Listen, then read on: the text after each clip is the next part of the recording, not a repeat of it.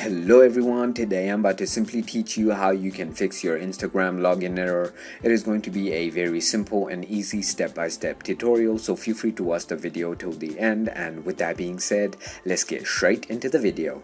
So first of all, simply go ahead into your mobile setting in order to fix it. Finally, once you have done that, you want to find the app and notification settings right down over here. It could be apps and management for you.